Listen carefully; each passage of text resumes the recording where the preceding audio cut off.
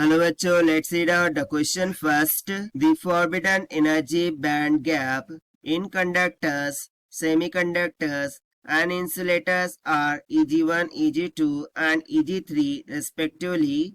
The relation among them is.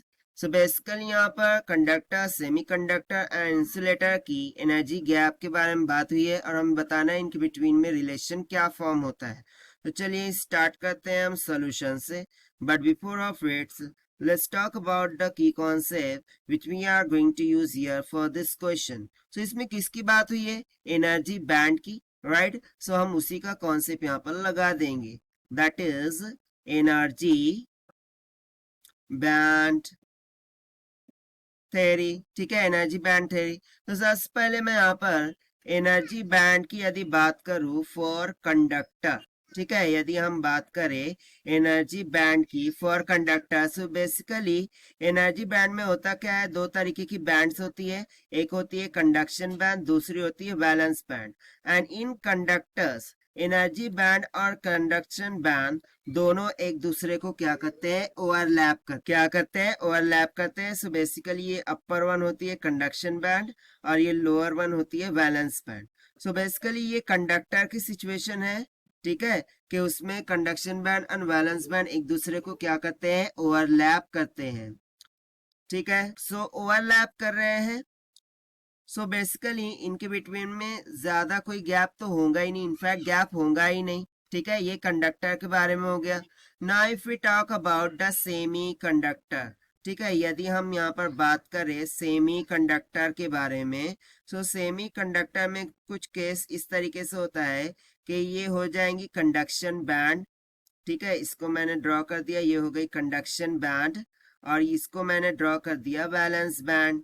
ठीक है, ये हो गई वैलेंस बैंड। सो कंडक्शन बैंड और वैलेंस बैंड फॉर सेमीकंडक्टर, इनके बिटवीन में जो गैप होता है वो 1 इलेक्ट्रॉन वोल्ट ऑफ एनर्जी के इक्वल होता है।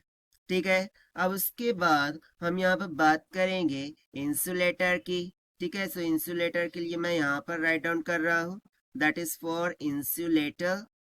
ठीक है, सो इंसुलेटर में ये हो जाती है कंडक्शन बैंड। ठीक है, ये हमने ड्रॉ कर दिया यहाँ पर कंडक्शन बैंड के बारे में, और ये वैलेंस बैंड कुछ यहाँ पर होंगी। लेट सपोज कि ये वैलेंस बैंड हो गई। ठीक है, सो बेसिकली इंसुलेटर के केस में कंडक्शन बैंड और वैलेंस बैंड इनके बिटवीन में ये जो गैप होता है ये लगभग 3 इलेक्ट्रॉन वोल्ट ऑफ एनर्जी के बराबर होता है। सो बस इसी कॉन्सेप्ट को यूज करके हम यहाँ सॉल्यूशन देख लेते हैं। सो देखिए बेसिकली हमसे पूछ क्या रहा है यहाँ पर कि यदि Eg1 ये किसके लिए एनर्जी गैप को इंडिकेट कर रहा है, semiconductor. So let's say Eg1 ये इसका क्या हो गया, एनर्जी गैप हो गया। उसके बाद Eg2 ये सेमीकंडक्टर के लिए है, सो यहाँ पर हम लिख देंगे Eg2 ये गैप को इंडिकेट कर रहा है for semiconductor. And for insulator energy gap को कौन इंडिकेट कर रहा है, Eg3। सो हमें सिंपली क्या बताना है, रिलेशन बताना है इन तीनों के बिटवीन में। तो सबसे कम एनर्जी गैप, ओके, सबसे कम फॉरबिडन एनर्जी बैंड गैप किस में होता है, कंडक्टर में। सो ऑब्वियस सी बात है वो इस तरीके से आ जाएंगे, Eg1 it is less than two energy forbidden gap from semiconductor. ठीक है, सेमीकंडक्टर का कंडक्टर से थोड़ा ग्रेटर होता है। एंड सबसे ज्यादा फॉरबिडन एनर्जी बैंड गैप वो किस में हमें देखने को मिलता है, इंसुलेटर में, जो कि हमने यहाँ पर ऑलरेडी कंसेप्ट में डिस्कस किया है।